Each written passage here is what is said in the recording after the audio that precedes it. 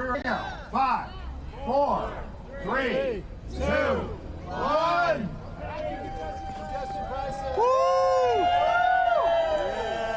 That was Metropolitan Transportation Authority Chairman and CEO Jenna Labour unveiling the new signage in Manhattan, notifying drivers of New York City's new congestion pricing plan that is now in effect. And Jenna joins us now. How did it go the first day? Well, first of all, there are those who are complaining about this, very concerned about this, calling it a scam. We'll get to that. You're not the guy to blame, per se, but you're here to talk. No, let's blame him. All right, let's blame him. It's on you. George to the rescue. This was a collective decision. Yeah. Having said that, how did the first day go? Did you see a difference? Listen, it's too early to get to draw any long-term conclusions. But yesterday was a light day. Everybody was noticing the traffic was light, but it was also the day after the holiday season, and there was snow forecast, so we're not drawing any premature conclusions. But the bigger picture is, New York has a problem. It's called congestion. It's killing our economy. The business community is hugely in support of this because it's spending so much time in traffic for trucks and plumbers and service professionals is literally killing our economy, billions a year. Ambulances can't get to hospitals. And, as a society, we decided to do something about it. That's what congestion pricing is meant to do. So how do you explain this to someone? I agree with you. Having lived in New York for 20 years, the car is the last resort. That's the worst way to get around New York City. Get on the subway, walk if you can. But there are people who don't always have that luxury. If you're commuting in from New Jersey for work or something like that, they say, I'm already paying, $16 at the tunnel or the bridge, and now you're going to hit me with this again. What do you say to those commuters? Listen, I say what I say to them is your time is worth a lot. If we can make traffic better, that you spend less time wasting traffic, that's better for you. That has real value. And when we're seeing it again and again in the coverage just yesterday, people coming off the bridges and tunnels saying, hey, if traffic's always this good, this is worth it. We'll have to see whether we're as successful as we want to be. But the other thing I would say is this is historic. We're the first city in the country to deal with this. I'm getting calls from people all over the country. There's gridlock in all kinds of American cities. We have the great mass transit system that 90% of our commuters take. So we have an option, and using the proceeds from this to invest in even better mass transit makes perfect sense. That's why we're doing it. So, to that point that you just raised, what do you say to people who you've indicated a lot of this money, $9 a whack, whatever it is, back and forth, all the money that you raise from this, you claim that it's going to go to improve the transportation system, basically the subway system in New York City, all of its boroughs, and people say, what improvements? When are they going to occur? What do these improvements cost? How? Yeah, listen, we have a system. Remember, we have 75,000 employees. We carry between 6 and 7 million people a day. We have on the subways alone 4.5 million people a day, more than the population of the city of Los Angeles. Yeah, it costs a lot to run it. But the investments that are being made in new train cars, in electric buses, so we have cleaner air, in making all of the whole old subway system truly ADA accessible, so parents with strollers can use it, so people with disabilities and just older people who have difficulty getting up and down stairs can use it. Those are investments that are underway, and we're able to accelerate them even more with congestion pricing proceeds. So Republican Congressman Mike Lawler of New York had some pretty harsh words for the congestion pricing, and especially your leadership on it. He was on Morning Joe yesterday, so we want to play a little bit of what he had to say. Oh, goody, yeah. So you can respond. Here it is. Well, first, New York got $100 billion from the bipartisan infrastructure bill. And the state, frankly, has done a horrible job of releasing those funds for infrastructure improvements, not just in New York City, but across the state. Secondarily, the MTA, which is the worst-run authority in America, and as I fundamentally believe needs an enema, the fact is the MTA loses $700 million a year from people who refuse to pay to ride the subway. They jump the turnstile. They refuse to pay. There's a lot that New York can do in a $239 billion budget, up $61 billion over 4 years, to actually prioritize the MTA.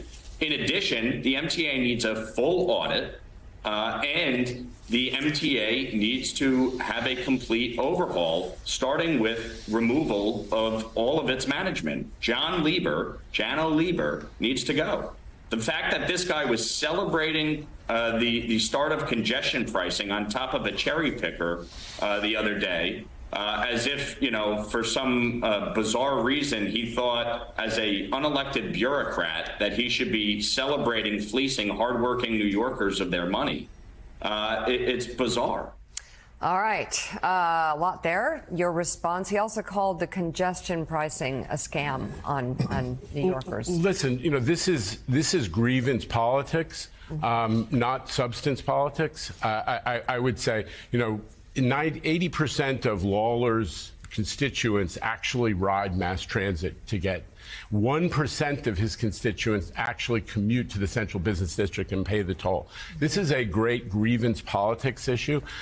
But if he were interested in substance, I went to that guy and I said, can you help us? You're in the majority, sir. Can you help us get more money out of Congress? All his words about it. New York is 45% of the mass transit riders in the United States. We get 17% of the federal money. I said, Congressman, you're in the majority. Can you help us? Never heard from him again.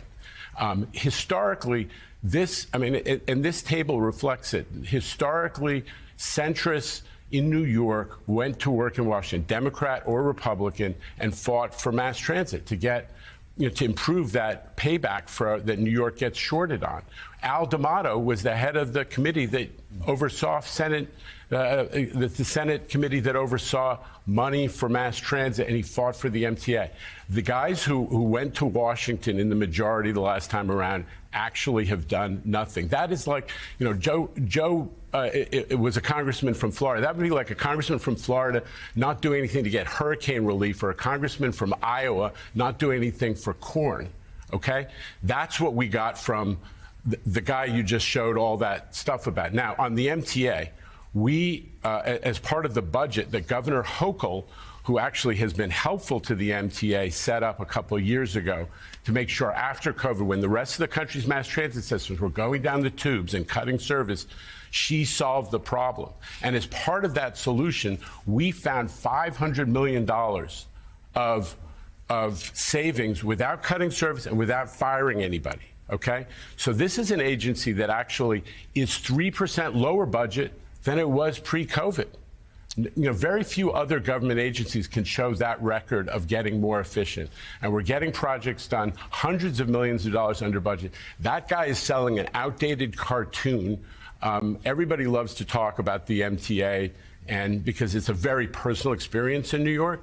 But that guy's selling an outdated cartoon, and I wish we had the old New York GOP that went to Washington and worked for New Yorkers who they actually represent. But to Congressman Lawler's point, it's not just his point, is the MTA has an operating budget of what, $20 billion. Yeah. An organization that has a budget of $20 billion already should have been able to take care of the subways. They shouldn't look the way they look, most of these subway stations. It shouldn't operate the way it operates, most of these trains. You shouldn't have to then slap a $9 tax on a commuter to pour more money into a system that doesn't appear to be working for New Yorkers. Yeah, I respectfully disagree. I think that, I grew up in New York. I grew up not far from where we are right now. I grew up in New York where the subways broke down every 5,000 miles, and now they break down every 200,000 miles. We have made enormous strides in terms of the reliability and the operation of the system. We grew ridership hugely. We have actually grown the system. We put in a new subway, Second Avenue subway, that was promised to people in that neighborhood 70 years ago. Nobody ever got to it. We've got all brand new cars. Yeah, we have a long way to go, and it needs to feel safer. Part of what is, everybody's experiencing in New York is this loss of the sense of safety in the public space that we must address. Post-COVID, it obviously is impacting on people's psychology, but it's just not fair to say the subway's gotten dramatically better than when I was a kid, when you didn't even take a chance to change because you didn't know if another train was coming. This is a much better system than we've had in a long time, and I'm proud that we continue to make it better. So, as a branding guy, a year from now, what's a win? How are you going to go forward and say, oh, guess what? Yes, this $9 did hurt, but here's the win. Yeah, that's a really good point, Donnie. I want people to recognize that we've made progress on traffic, because that is about personal experience. It's about economy. Remember, what we're trying to do is to make the traffic better, even for the people who have to drive.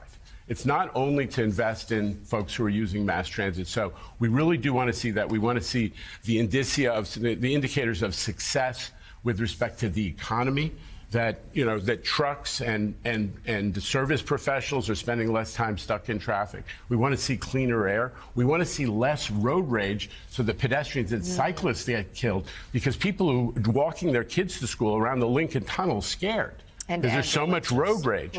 So you got to calm the traffic. You got to have better flowing traffic. And we have to make the investments in mass transit. I think that's what's going to make people feel that this was, in the end, a good investment. Like many things, it's hard to do good policy sometimes when you're surrounded by grievance politics. We're going to get through it. Finally, before we let you go, you're on the front page of the New York Post this morning for some comments you made about crime in the subways, that, yes, felonies are down, but assaults are up, murders are up since 2019, which is a good measuring stick pre-COVID. And you said, because of these truly horrific incidents that we continue to see, and especially in the last couple of weeks, that you say those incidents, quote, are all in our heads, that gets into people's heads. Would you like to clarify what you said there? I mean, listen, my point, and what folks, of course, at that newspaper omit, is I said that the psychology is important, because people have to feel safe in the public space.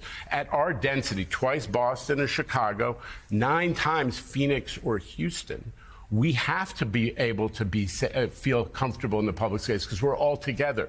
The subway is like our public square. We're experiencing government. We're experiencing each other every day. You got to feel safe. So I am pushing for the criminal justice system to do more to keep the small number of people who tend to be recidivists out of the public space, whether it's in the mental health system or putting them indoors otherwise.